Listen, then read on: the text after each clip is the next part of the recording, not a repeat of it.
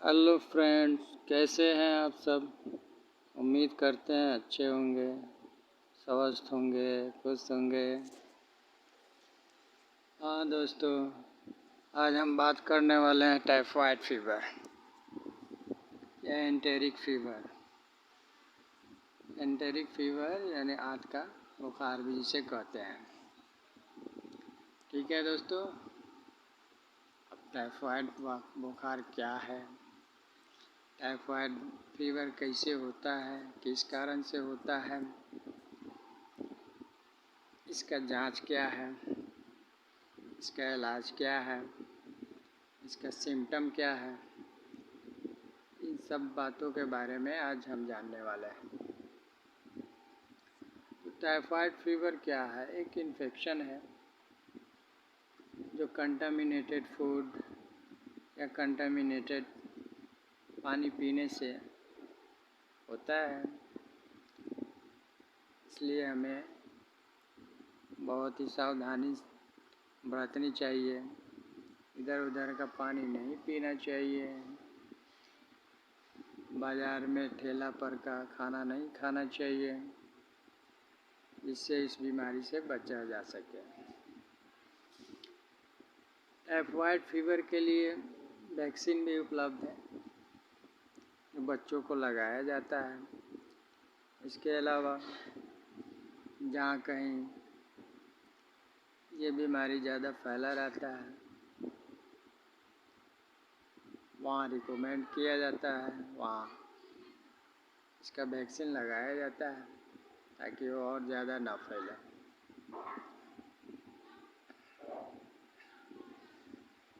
Typhoid fever तो ऐसे एक कॉमन बीमारी है, लेकिन कभी कभी इसका बहुत बुरा परिणाम होता है। इसलिए किसी भी बीमारी को हल्के में नहीं लेना चाहिए, समय पर इलाज कराना चाहिए ताकि इसके दुष्प्रभाव से बचा जा सके। टाइफाइड फीवर किस कारण से होता है? तो इसका कारण है बैक्टीरिया, जिसका नाम है साल्मोनेला टाइफी बैक्टीरिया, और ये होता है कंटामिनेटेड फूड या कंटामिनेटेड पानी पीने से। अब जब आपको टाइफाइड बुखार हो गया तो इसके लक्षण क्या हो सकते हैं, इसके बारे में जानना ज़रूरी है।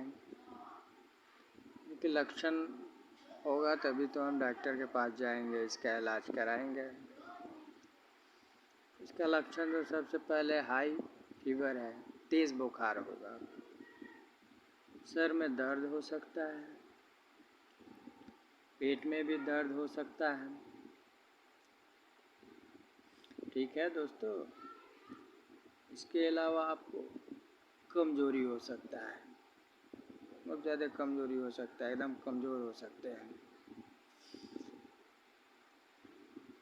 शरीर में, पूरे शरीर में दर्द हो सकता है।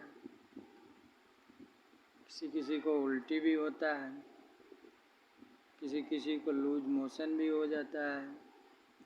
इसके अलावा इसके उल्टा किसी को कॉन्स्टिपेशन यानी कि कब्ज हो जाता है। ये अलग अलग मरीज में अलग अलग सिम्टम पैदा हो सकते हैं। इसके सिम्टम पर ध्यान देना बहुत ज़रूरी है। ठीक है,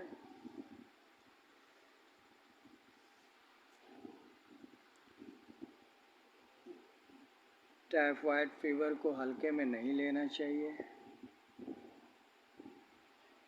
क्योंकि इसका दुष्प्रभाव बहुत ज़्यादा होता है। कभी कभी आपको इसके कारण ऑपरेशन कराना पड़ सकता है, आँत में होल हो जाता है। इसलिए किसी भी बीमारी को हल्के में नहीं लेना चाहिए, चाहे वो बीमारी छोटा हो या बड़ा हो, बीमारी तो बीमारी होता है। अब कौन लोग हैं जो रिस्क में आते हैं, जिनको इससे ज़्यादा खतरा है, जो लोग रिस्क में हैं, जिनको होने का चांस ज़्यादा है, वैसे लोग जो ट्रैवलिंग करते हैं, सफ़र करते हैं, रोज़ ट्रेन का सफ़र कर रहे हैं, रोज़ बस में इधर से आ रहे हैं, उधर से जा रहे हैं, ठेला पर खाना खा रहे हैं, इधर उधर का पानी पी रहे हैं, वैसे लोगों को ज़्यादा खतरा है। सफ़र करने वाले लोगों को बचना चाहिए कंटामिनेटेड फूड और कंटामिनेटेड पानी पीने से, जिससे इस बीमारी से बचा जा सके। इसके अलावा वैसे लोग हैं जो लैब में काम करते हैं, जो लोग जांच करते हैं, खून पेशाब का जांच करते हैं, जिनके यहाँ हमेशा टाइफाइड का जांच हो रहा है, उन लोगों को ज़्यादा खतरा है, क्योंकि उनको ये बीमारी होने का चांस ज़्यादा है, क्योंकि रोज़ ब्लड टेस्ट कर रहे हैं, टाइफाइड का जांच कर रहे हैं, उनको भी सावधानी से इसकी जांच करना चाहिए, पूरी प्रिकॉशन के साथ जांच करना चाहिए। इसके अलावा वैसे लोग हैं जो इन्फेक्टेड पर्सन है उसके बहुत क्लोज हैं, उनके साथ रह रहे हैं, उनके साथ खाना पीना खा रहे हैं, उन लोगों को भी होने का चांस रहता है। तो दोस्तों, टाइफाइड बीमारी जो है इसको हल्के में नहीं लेना चाहिए। कोई भी बीमारी हल्का नहीं होता है, किसी भी बीमारी को हल्के में नहीं लेना चाहिए। कभी कभी छोटी बीमारी बहुत बड़ी बीमारी का रूप ले लेता है। खासकर वैसे लोग जो इधर उधर का पानी पीते हैं, पॉल्यूटेड पानी पीते हैं, उनको तो सबसे ज़्यादा खतरा है, इस बीमारी होने का चांस बहुत ज़्यादा है। इसलिए पॉल्यूटेड पानी नहीं पीना चाहिए। हो सके तो पानी को बॉयल करके पीजिए। अब इसका कॉम्प्लिकेशन क्या होता है? जब किसी को ये बीमारी हो जाता है, समय पर इलाज नहीं कराएगा, तो इसका कॉम्प्लिकेशन तो होगा। इसलिए किसी भी बीमारी का समय पर इलाज कराना बहुत ज़रूरी है। इसके कॉम्प्लिकेशन में आपको इंटेस्टाइनल ब्लीडिंग यानी कि आँत से खून का स्राव हो सकता है, आँत में छेद हो सकता है, आँत फट सकता है। इसके अलावा हार्ट में आप सूजन भी हो सकता है। हार्ट के वाल्व होते हैं, इसमें सूजन हो सकता है। किडनी में प्रॉब्लम हो सकता है, या यूरिनरी ब्लैडर में इन्फेक्शन हो सकता है। किडनी या यूरिनरी ब्लैडर में इन्फेक्शन हो सकता है। ये सारे कॉम्प्लिकेशन हैं। इसके अलावा एक और कॉम्प्लिकेशन है,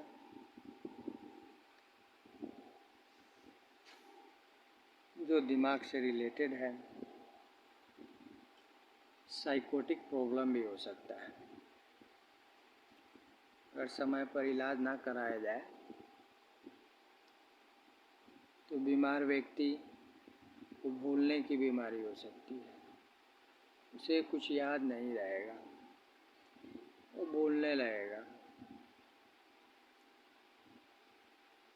और पैंक्रियाज में सूजन भी हो सकता है। पेनक्रियाज भी इफ़ेक्ट हो सकता है इस बीमारी के कारण। ठीक है,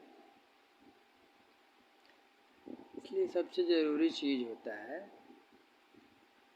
कि कोई भी बीमारी हो जाए तो डॉक्टर से कंसल्ट करें, इलाज कराएं। जितनी जल्दी इलाज कराएंगे उतनी जल्दी ठीक होने की संभावना है। देर से इलाज कराएंगे तो देर से ठीक होने का चांस है। इसके अलावा अगर समय पर इलाज नहीं कराते हैं तो मेनिंजाइटिस जैसी खतरनाक बीमारी भी इसके कारण हो सकता है। तो दोस्तों, टाइफाइड को हल्के में ना लें। जब भी बुखार हो तो इसका इलाज करवाएं। समय पर इलाज कराएंगे तो जल्दी ठीक हो जाएंगे, नहीं कराएंगे तो टाइम लगेगा। और इसका कॉम्प्लिकेशन तो देख रहे हैं, कितने खतरनाक कॉम्प्लिकेशन सब है। ठीक है दोस्तों, इसलिए किसी भी बीमारी को हल्के में नहीं लेना चाहिए। अब टाइफाइड अगर किसी को हो गया है उसका जांच भी होगा। क्या जांच कराएंगे? कैसे पता चलेगा कि टाइफाइड है या और बीमारी है? क्योंकि बुखार अगर किसी को है तो टाइफाइड हो सकता है, मलेरिया हो सकता है, डेंगू हो सकता है, वायरल फीवर हो सकता है, कुछ भी हो सकता है। तो सबका अलग अलग एक जांच होता है, टेस्ट होता है। तो टाइफाइड के लिए हम टेस्ट क्या कराएंगे? तो इसके लिए टेस्ट है, विडाल टेस्ट कराया जाता है। विडाल टेस्ट में आ जाएगा टाइफाइड है कि नहीं है। इसलिए विडाल टेस्ट टाइफाइड के लिए कराया जाता है। अब इसका मैनेजमेंट क्या है? अगर पता चल गया, विडाल टेस्ट हो गया, टाइफाइड का कंफर्मेशन हो गया कि नहीं, बंदे को टाइफाइड है, तो डॉक्टर क्या इलाज क्या करेगा, ट्रीटमेंट क्या देगा? ट्रीटमेंट इसमें एंटीबायोटिक थेरापी है। डॉक्टर आपको एंटीबायोटिक देगा। कौन कौन से एंटीबायोटिक इसमें कारगर होते हैं उसके बारे में जानना ज़रूरी है। तो इसमें सिप्रोफ्लोक्सासिन दे सकता है डॉक्टर आपको, एजिथ्रोमाइसिन दे सकता है, क्लोरामफेनिकोल दे सकता है। इसमें से चूज करेगा डॉक्टर, चूज करेगा कि कौन सी दवा दी जाए मरीज का स्थिति परिस्थिति को देख के, या आपको इंजेक्शन भी लगवाना पड़ सकता है। सेफ्ट्राक्सोन का इंजेक्शन आता है, ये भी लग सकता है। अब डॉक्टर स्थिति को समझेगा किसको क्या देना है, उसके अनुसार इलाज होगा। इसके अलावा अदर ट्रीटमेंट में हम लोग क्या सावधानी या क्या इलाज इसके अलावा किया जाता है? तो इसमें आपको पानी खूब पीना चाहिए। पानी बढ़िया से पिए, अच्छा पानी पिए, पानी उबाल कर पिए। पानी उबाल लीजिए, उसको ठंडा कर लीजिए, फिर पीजिए। उसमें पानी उबालने से फ़ायदा होगा कि उसमें जो बैक्टीरिया होगा उसके ख़त्म होने का चांस है।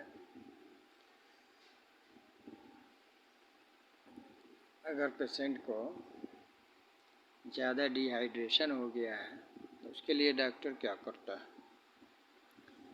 उसके लिए आपको पानी चढ़ा सकता है, ग्लूकोज चढ़ा सकता है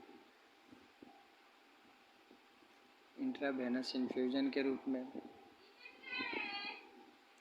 ये सब आपको दिया जा सकता है। ठीक है दोस्तों। इसके अलावा आयुर्वेद में भी कुछ इसके लिए बताया गया है। तुलसी पी सकते हैं, गिलोय गिलोय खा सकते हैं। ये सब इलाज में इंक्लूड कर सकते हैं। ये डॉक्टर समझेगा क्या करना है उसको। जब पता चल गया टाइफाइड है, जब डॉक्टर के कांटेक्ट में है, डॉक्टर इलाज कर रहा है, तो वो अपने अनुसार इलाज करेगा। क्या इलाज होना चाहिए। ठीक है दोस्तों।